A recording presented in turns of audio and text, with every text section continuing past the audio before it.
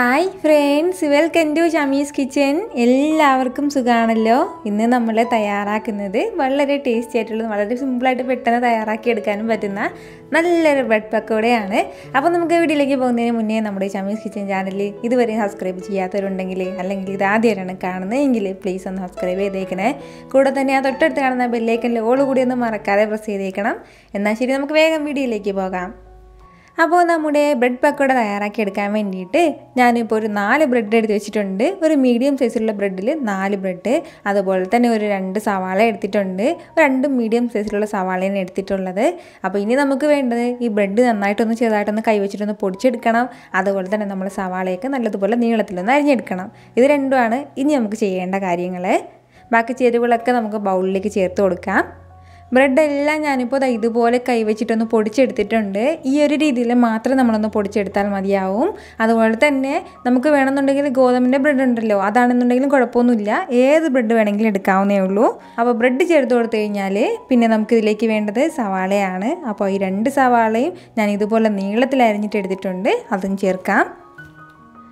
സവാള ചേർത്ത് കൊടുത്തു കഴിഞ്ഞാൽ പിന്നെ നമുക്കിതിലേക്ക് വേണ്ടത് ഒരു ചെറിയൊരു തക്കാളി എടുത്തിട്ടുണ്ട്. വലിയ തക്കാളിയാണെന്നുണ്ടെങ്കിൽ പകുതി മതിയാവും. അത് ഇതുപോലെ ചെറുതായിട്ട് അരിഞ്ഞിട്ട് അതും ചേർക്കുകയാണ്.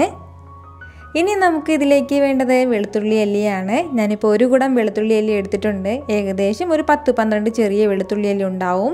അപ്പോൾ സാധാരണ നമ്മൾ ഒരു കുടം വെളുത്തുള്ളി അല്ലി എടുക്കുമ്പോഴത്തേക്ക് അതിന് പുറത്ത് ചെറുതായിട്ട് തൊലിയൊക്കെ ഉണ്ടാവുമല്ലോ. അപ്പോൾ അതൊക്കെ പൊളിച്ച് കളഞ്ഞിട്ട് വെറും വെളുത്തുള്ളി അല്ലിയും അതിൻ്റെ കൂടെയുള്ള ആ ഒരു സ്കിൻ വിട്ടിട്ടുണ്ട്. അത് നന്നായിട്ട് ചതച്ചെടുത്തതാണ്. എന്ന് വെച്ചാൽ ഒരു സ്പൂൺ വെച്ചിട്ടോ അല്ലാന്നുണ്ടെങ്കിൽ കത്തി വെച്ചിട്ടോ ഇങ്ങനെ ചെറുതായിട്ട് ഇങ്ങനെ പ്രസ് ചെയ്ത് കൊടുക്കുമ്പോഴത്തേക്ക് നല്ലതുപോലെ ഇതുപോലെ ചതഞ്ഞ് കിട്ടും. ഈ ഒരു രീതിയിൽ വേണം നമ്മളിതിലേക്ക് വെളുത്തുള്ളിയിൽ ചേർത്ത് കൊടുക്കേണ്ടത്. ഇനി ഇപ്പോൾ തൊലി മാറ്റണമെന്ന് നിർബന്ധമുള്ളവരാണെന്നുണ്ടെങ്കിൽ തൊലി മാറ്റിയിട്ട് ചതച്ച് ചേർത്ത് കൊടുത്താൽ മതിയാവും. അരിഞ്ഞ് ചേർക്കേണ്ട ആവശ്യമില്ല. ഇനി നമുക്ക് ഇതിലേക്ക് ചേർത്ത് കൊടുക്കേണ്ടത് പച്ചമുളകും കൂടിയാണ്. അപ്പോൾ ഞാനിപ്പോൾ ഒരു 4 പച്ചമുളകാണ് എടുത്തിട്ടുള്ളത്. എന്നിട്ട് ഓരോ പച്ചമുളകും 4ആയിട്ട് കട്ട് ചെയ്താണ് ഇട്ടിട്ടുള്ളത്. അപ്പോൾ നമ്മൾ കുട്ടികൾക്ക് കൊടുക്കാനാണെന്നുണ്ടെങ്കിൽ ഒരു 2 പച്ചമുളക് തന്നെ മതിയാവും. അത് ചെറുതായിട്ട് അരിഞ്ഞിട്ട് വേണം ചേർക്കാനായിട്ട്.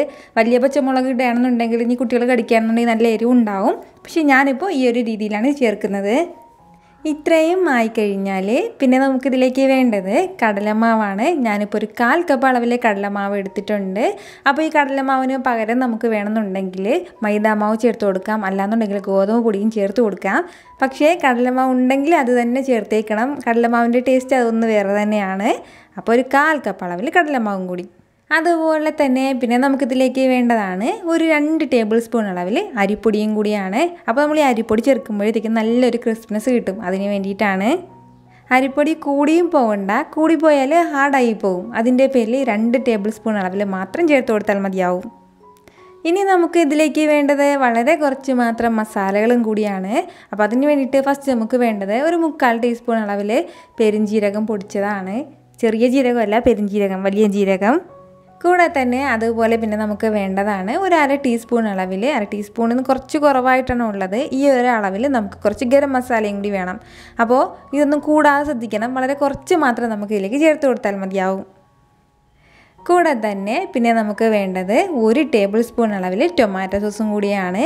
അപ്പോൾ ഈ ടൊമാറ്റോ സോസ് ചേർക്കുമ്പോഴത്തേക്ക് ഒരു പ്രത്യേക ടേസ്റ്റാണ്. ചെറിയൊരു പുളിപ്പും അതുപോലെ തന്നെ ചെറിയൊരു സ്വീറ്റ്നെസ് ഉണ്ടാവും. നമ്മൾ സാധാരണ ടൊമാറ്റോ സോസ് തയ്യാറാക്കുമ്പോഴത്തേക്കും അതിൽ പഞ്ചസാരയൊക്കെ ചേർത്തിട്ടാണ് തയ്യാറാക്കുന്നത്. അപ്പോൾ ആ ഒരു സ്വീറ്റ്നെസ്സാണ് നമുക്ക് കിട്ടുന്നത്. വളരെ ചെറിയൊരു സ്വീറ്റ്നെസ്സേ ഉണ്ടാവുള്ളൂ. അപ്പോൾ ടൊമാറ്റോ സോസിൻ്റെ റെസിപ്പി ഞാൻ മുമ്പ് അപ്ലോഡ് ചെയ്തിട്ടുണ്ടായിരുന്നു. അപ്പോൾ അത് ആവശ്യമുള്ള എല്ലാവരും കണ്ട് നോക്കണമെന്ന്. എല്ലാവരും ട്രൈ ചെയ്ത് നോക്കി വളരെ നല്ല അഭിപ്രായം പറഞ്ഞൊരു റെസിപ്പിയായിരുന്നു. ഇനി വേണ്ടത് കുറച്ച് കറിവേപ്പിലയും കൂടെയാണ്. അപ്പോൾ കറിവേപ്പിലയൊക്കെ നമ്മുടെ പക്കോടയിൽ ആവശ്യത്തിലധികം ഉണ്ടാകുന്ന ഒരു കാര്യമാണ്. അപ്പോൾ അതിൻ്റെ പേരിൽ കുറച്ചധികം കറിവേപ്പിലയും കൂടെ ചേർക്കുകയാണ്. അത് 2ആയിട്ടൊന്ന് കട്ട് ചെയ്ത് ചേർത്ത് കൊടുത്താൽ മതിയാവും ഈ ഒരളവിൽ. കൂടെ തന്നെ നമുക്കിതിന് ഇത്രയ്ക്കും ആവശ്യമായിട്ടുള്ള ഉപ്പും കൂടി ചേർത്ത് കൊടുക്കാം. അപ്പോൾ ഉപ്പും ചേർത്ത് കൊടുത്തതിന് ശേഷം പിന്നെ വേണ്ടത് നമുക്ക് നല്ലതുപോലെ ഒന്ന് മിക്സ് ചെയ്തെടുക്കണം. നന്നായിട്ടൊന്ന് കൈവച്ചിട്ടൊന്ന് ഫസ്റ്റ് ഒന്ന് കുഴച്ചെടുക്കണം. നമ്മുടെ ഈ ബ്രെഡും സവാളയൊക്കെ നല്ലതുപോലെ ഒന്ന് മിക്സായി കിട്ടണം ഈ മസാലയിൽ. അതുപോലെ നന്നായിട്ട് നമ്മൾ ഒന്ന് കുഴച്ചെടുക്കണം. വെള്ളം ഒന്നും ചേർക്കാതെ വേണം ഫസ്റ്റ് നമ്മളിത് കുഴച്ചെടുക്കാൻ വേണ്ടിയിട്ട്. ഇതുപോലെ നന്നായിട്ട് എല്ലാം ഒന്ന് മിക്സ് ചെയ്ത് കുഴച്ചെടുത്ത് കഴിഞ്ഞാൽ പിന്നെ നമുക്കിതിലേക്ക് വേണ്ടത് വളരെ കുറച്ച് മാത്രം വെള്ളമാണ്. നമ്മളെ ചെറുതായിട്ട് ഇങ്ങനെ തളിച്ച് കൊടുത്താൽ മതിയാവും. ഈ ഒരു അളവിൽ മാത്രം വെള്ളം ചേർത്ത് കൊടുത്തിട്ട് വീണ്ടും നന്നായിട്ട് നമ്മളൊന്ന് കുഴച്ചെടുക്കണം. കൈവച്ചിട്ട് തന്നെ നല്ല രീതിയിൽ ഒന്ന് കുഴച്ചെടുക്കണം. വെള്ളം കൂടിയേ പോകരുത്. വെള്ളം കൂടിപ്പോയാൽ എന്ത് പറ്റുമെന്ന് വെച്ചാൽ നമ്മളിങ്ങനെ പൊരിച്ചെടുക്കുന്ന സമയത്ത് അതിനുള്ളിൽ നല്ല സോഫ്റ്റ് ആയിട്ടുണ്ടാകും, പുറം ഭാഗം മാത്രം ക്രിസ്പി ആയിട്ടുണ്ടാകും. പക്ഷേ നമുക്ക് അങ്ങനെയല്ല കിട്ടേണ്ടത്. കംപ്ലീറ്റ് നല്ല ക്രിസ്പി ആയിട്ട് വേണം ഇതിരിക്കേണ്ടത്. എങ്ങാനും നമ്മൾ ചേർക്കുന്ന വെള്ളത്തിൻ്റെ അളവ് കൂടി പോവുകയാണെന്നുണ്ടെങ്കിൽ പിന്നെ പേടിക്കേണ്ട ആവശ്യമൊന്നുമില്ല. നമ്മൾ ഒരു ബ്രെഡും കൂടെ ഇട്ടിട്ട് നന്നായിട്ടൊന്ന് കുഴച്ചെടുത്താൽ മതിയാവും. വേറെ പ്രശ്നമൊന്നുമില്ല. നമ്മളിപ്പോൾ നല്ലതുപോലെ ഇതൊന്ന് മിക്സ് ചെയ്ത് എടുത്തു കഴിഞ്ഞാൽ ഈ ഒരു രീതിയിലായിരിക്കും നമുക്ക് കിട്ടേണ്ടത്. ഇങ്ങനെ നമുക്ക് കാണുമ്പോൾ അറിയാൻ പറ്റും നമ്മുടെ മാവെല്ലാം നല്ല കറക്റ്റായിട്ട് അങ്ങനെ തന്നെ ഉണ്ട്. അധികം വെള്ളം ഒന്നും ആകാതെയാണ് കിട്ടിയിരിക്കുന്നത്. ഇനിയിപ്പോൾ നമ്മൾ കൈവച്ചിട്ട് ചെറുതായിട്ടൊന്ന് റോൾ ചെയ്യുകയാണെന്നുണ്ടെങ്കിൽ ഇതുപോലെ കിട്ടുകയും ചെയ്യും. അപ്പോൾ ഈ ഒരു രീതിക്ക് വേണം നമ്മളിത് നന്നായിട്ടൊന്ന് കുഴച്ചെടുക്കാനായിട്ട്. വെള്ളം ഒട്ടും തന്നെ കൂടാൻ പാടില്ല, ആ ഒരു രീതിയിൽ. ഇനി നമുക്ക് വേണ്ടത് ഇത് ഈ ഒരു സമയം തന്നെ പെട്ടെന്ന് തന്നെ നമുക്ക് ഒന്ന് ഓയിലിലേക്ക് ഇട്ടിട്ടൊന്ന് ഫ്രൈ ചെയ്തെടുക്കണം. നമുക്ക് ഇഷ്ടമുള്ള ഷേപ്പിലിട്ടിട്ട് ഫ്രൈ ചെയ്തെടുക്കാം. പക്ഷേ ഇങ്ങനെ ബോൾസ് ആക്കി ഒന്ന് തയ്യാറാക്കി അങ്ങനെ ഫ്രൈ ചെയ്തെടുക്കരുത്. ചെറിയ ചെറിയ കുട്ടി കുട്ടി പീസാക്കി ഇട്ടിട്ട് വേണം ഫ്രൈ എടുക്കാനായിട്ട്. എന്നാൽ ശരി, പെട്ടെന്ന് തന്നെ ഒന്ന് എണ്ണയൊക്കെ ഒന്ന് ചൂടാക്കി എടുക്കാം. നമ്മുടെ എണ്ണയൊക്കെ ഇപ്പോൾ നല്ലതുപോലെ ചൂടായിട്ട് വന്നിട്ടുണ്ട്. ഇനി നമുക്കിതിലേക്ക് ഓരോ പക്കോടയായിട്ട് ഇട്ട് കൊടുക്കാം. ഇതുപോലെ ചെറിയൊരളവിൽ ചെറിയൊരു പീസാക്കി മാത്രം ഇട്ട് കൊടുത്താൽ മതിയാവും.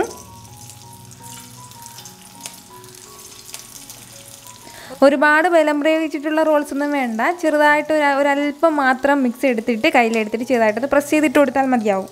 ഒരു സൈഡ് ചെറിയ രീതിയിലൊന്ന് വെന്ത് കഴിഞ്ഞാൽ പിന്നെ നമുക്ക് ചെറുതായിട്ടൊന്ന് ഇളക്കി കൊടുക്കാം. അപ്പോൾ ചെറുതായിട്ടൊന്ന് തിരിച്ച് മറിച്ചിട്ട് ആ ഒരു രീതിയിൽ വേണം നമ്മൾ ഇത് ഫ്രൈ ചെയ്തെടുക്കാനായിട്ട്. ഇപ്പോൾ ഒരു സൈഡ് നല്ലതുപോലെ വെന്ത് കഴിഞ്ഞിട്ട് പിന്നെ തിരിച്ചിട്ട് കൊടുത്തിട്ട് അങ്ങനെ ഫ്രൈ ചെയ്തെടുക്കുന്നതിനേക്കാളും ഇടയ്ക്കിടയ്ക്ക് നമ്മളിതൊന്ന് ഇളക്കി കൊടുത്തിട്ട് ആ ഒരു രീതിയിൽ ഫ്രൈ ചെയ്തെടുക്കുമ്പോൾ നല്ല ക്രിസ്പി ആയിട്ടുണ്ടാവും. ബ്രെഡും സവാളയൊക്കെ വീട്ടിലുണ്ടെങ്കിൽ വളരെ സിമ്പിളായിട്ട് പെട്ടെന്ന് തയ്യാറാക്കി എടുക്കാൻ പറ്റുന്ന ഒരു ബ്രെഡ് പക്കോടയാണിത്. അപ്പോൾ എല്ലാ സൈഡും നല്ലതുപോലെ ഒന്ന് ഫ്രൈ ആയി കഴിഞ്ഞാൽ പിന്നെ നമുക്കിത് എടുക്കാവുന്നതേ ഉള്ളൂ. അപ്പോൾ എടുക്കുമ്പോഴത്തേക്കും നമുക്ക് ഇഷ്ടമുള്ള കളറിൽ കുറച്ചുകൂടി നല്ല കളർ വേണമെന്നുണ്ടെങ്കിൽ കുറച്ച് സമയം കൂടി ഇട്ടിരിക്കാൻ പ്രശ്നമൊന്നുമില്ല. ഞാൻ എപ്പോഴും പറയുന്നത് പോലെ തന്നെ ഏത് സ്നേക്ക് ആണെന്നുണ്ടെങ്കിലും നമ്മൾ എണ്ണയിൽ നിന്ന് എടുക്കുന്ന ടൈമിൽ ഫ്ലെയിം നന്നായിട്ട് കൂട്ടി വെച്ച് ഒരു 30 സെക്കൻഡ് ഒന്ന് ഫ്ലെയിമിൽ അങ്ങനെ ഇട്ടിരിക്കണം. അതിന് ശേഷം വേണം എടുക്കാനായിട്ട്. അപ്പോഴത്തേക്ക് അതിലെന്തെങ്കിലുമൊക്കെ എണ്ണ പിടിച്ചിട്ടുണ്ടെങ്കിൽ ഇതൊക്കെ ഒന്ന് പുറത്തേക്ക് പോയിക്കോളും. അതിന് വേണ്ടിയിട്ടാണ്. ഈ ഒരു രീതിയിൽ വേണം നമ്മുടെ ഈ പക്കോട എല്ലാം നമ്മളിത് ഫ്രൈ ചെയ്തെടുക്കാനായിട്ട്. നിങ്ങൾക്ക് കാണുമ്പോൾ തന്നെ അറിയാമല്ലോ, നല്ല ക്രിസ്പി ആയിട്ടുള്ളതും അതുപോലെ തന്നെ എടുത്ത് കഴിക്കാൻ വേണ്ടി തോന്നുന്ന ഒരു രീതിയിലുള്ളൊരു സ്നാക്കാണ്. ഉറപ്പായിട്ടും ബ്രെഡ് ഉണ്ടെങ്കിൽ നിങ്ങളിതൊന്ന് ട്രൈ ചെയ്ത് നോക്കണം. നിങ്ങൾക്ക് നന്നായിട്ട് ഇഷ്ടമാവും. ട്രൈ ചെയ്ത് നോക്കുന്നവരെല്ലാവരും ഫീഡ്ബാക്ക് എനിക്ക് മറക്കാതെ അറിയിക്കുകയും വേണം. ഇതിൻ്റെ കൂടെ ഇനി പ്രത്യേകിച്ച് കഴിക്കാനായിട്ട് ടൊമാറ്റോ സോസോ അങ്ങനെ ഒന്നിൻ്റെ ആവശ്യമില്ല. ഇത് മാത്രം മതിയാകും. കൂടെ നല്ല ചൂട് ചായയും കൂടി ഉണ്ടെങ്കിൽ പിന്നെ പറയാനും ഇല്ല.